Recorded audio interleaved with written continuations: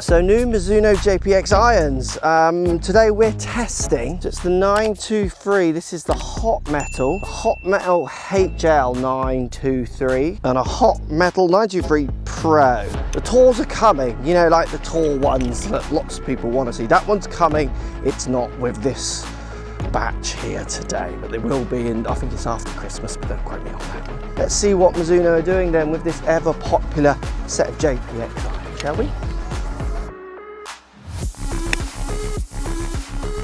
So 3 new models, and what we're seeing is what you'd expect. The Pro has less offset, looks really quite nice to be honest. And then you have the high launch looking chunkier, with the middle one, just the Hotmetal, looking kind of medium chunky. Like Mizuno do chunky or power bats, like pretty good, because they still care about what they look like, and obviously they've all got this kind of chroming finish on them as well, which looks great. And we have a new material, nickel chrome alloy now, 35% stronger apparently in this new material. So let's go through them. The Pro here, I mean, I game this kind of iron in my ZX5, my 4, sorry.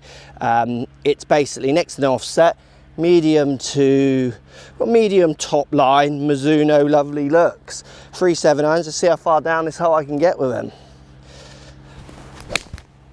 It's a good strike, middle of the green, feels lovely. That has a beautiful sound, that has to be said. Like, that was a absolutely delicious sounding iron. So the standard Hotmetal next. We're seeing little bits of offset, similar in look. I think the Pro looks way better than this. Again, that sounds decent. Little bit more clippy, middle to right side of the green, but a decent hit. Be interesting to see if they move up in distance, because I imagine the lofts are all a little bit jacked according to what they're meant to do. This is the high launch last, definitely feels like it has the thicker sole. And I think the high launch is my favorite apart from the Pro, because you've got a certain amount of offset now that kind of makes sense. The Hotmetal one is like a in-between amount, which looks a little bit funny. That's the high launch, and that feels very similar to the Hotmetal. There's 3 good shots there. Let's go and see how far down they've got on this hole.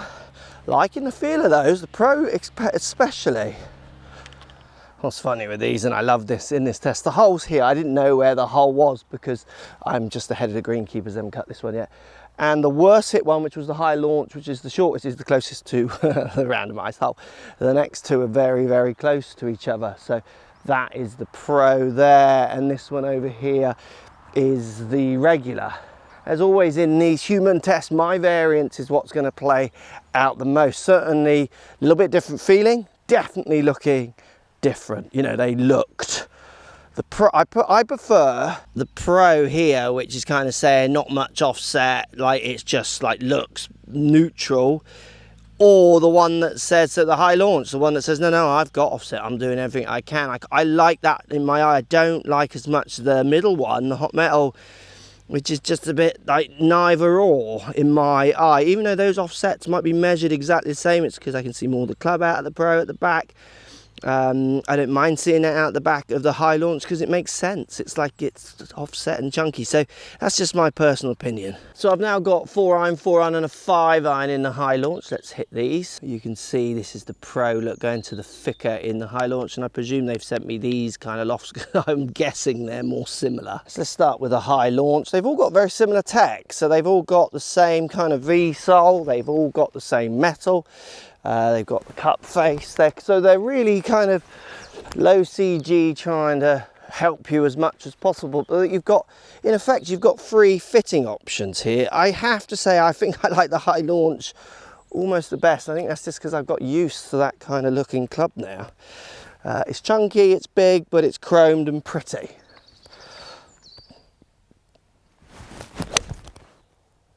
That's a pretty thin 5 iron, like average middle bottom groove, and that's gone up. Like the 4 irons are going to have to be pretty straight, otherwise I'm going to eat the trees there.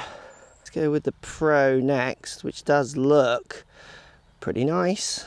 Without the offset now, the Pro does look very flat-faced for a 4-iron. Obviously, this is I would be hybrid at this point. Oh, that's hit nicely. It's a beautiful sound. Like they're saying they're working on feel, stopping distance, giving you 3 options.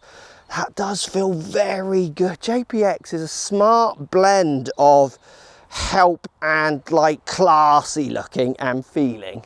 Now in the standard one, I mean, it looks fine. It definitely is just my least favorite out of the 3.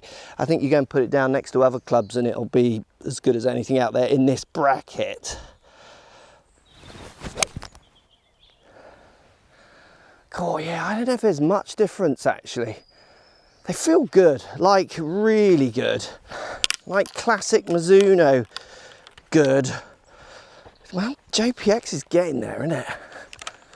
So fin 5, medium 4 to medium to good 4s. This would have been up with them if struck.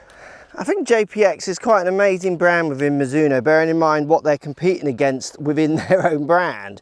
To make this club in any way popular, where so many of you obviously blatantly want the you know, you're after Mizuno blades and those kind of MP range, which are the most desirable.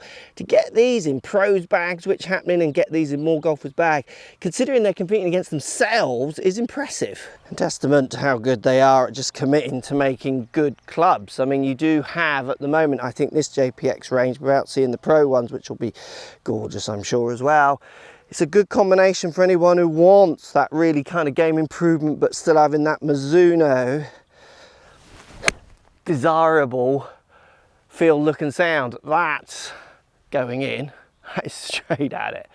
Oh, lovely. That's the high launch, and it definitely does go up, so that's the only thing, but it doesn't bother me. I've got clubs with less loft. To the Hotmetal, it does sound good. There's definitely a more of a firmer feel than obviously MP, but you would expect that from these. To the Pro, that really starts to, if you want good sounding, the Pro is going to be impossible to beat. That sounds so sweet for a game improvement club. Should we go and look at the numbers? Let's see what they're actually getting out on the launch monitor. Right, I've hit shots indoors with them. Shall we see what the data is saying about these 3 pretty good irons? So they're reflecting the delivered lofts. So you see the high launch here, launching that little bit higher. Ball speeds across them all very similar, but much slower with the JPX Pro. But then the spin was a bit lower, which suggests my strikes, I reckon they would come closer if I struck them more just looking at the standard deviations. These 2, again, overlapping, and these ones overlapping. With the spins as well, they're pretty much overlapping on the standard deviation. So again, my deviation playing out 178, 182 to 181.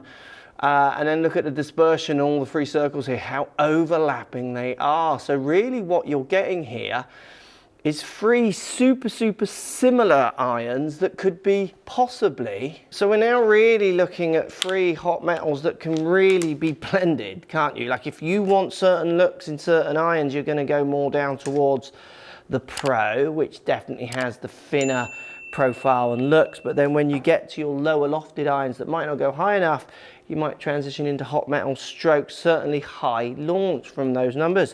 I mean, you're seeing 3 absolutely brilliantly synced kind of Mizuno JPX fitting options in those 3. They are so similar, while at the same time offering very different looks and slightly different feels. So for me, my favorite looking is the Pro. I think the Pro looks great, and I think lots of people would go down towards this one if they were looking for a helping club, while at the same time offering the looks, you know, offsets and what have you that they want. I think you're going to see more and more good players going to the JPX brand as well. We see it on tour. We're seeing blades, those kind of ideas from tour players clubs just disappearing as the world's best start to understand their stats more and how they sit in relationship to other players. If you're statistically, you know, one of the world's best players, but statistically your 5-iron or 4-iron isn't as strong as someone who's better than you, and we know everyone's launches, if they're in the same company as well, you totally know their launches. I've seen some great diagnostics from certain companies who compare all their players, and they can say, look, this player's 4 irons not performing as well as that player's 4 irons, and their approaches with that club is higher, and then they work on that club. Like, why would you still be going for blades unless you absolutely want to dial into that? That's why we're seeing more and more good players moving away from the MP-ish kind of range that you see in this and from other companies. And why we're seeing so much more kind of high launch stuff coming in and medium launch, just more help. Because fractional gains for some people is all they've got left to work on. Really good free JPX irons there. Really impressed. Look, sounds, feel. There's something there for everyone. Definitely blendable.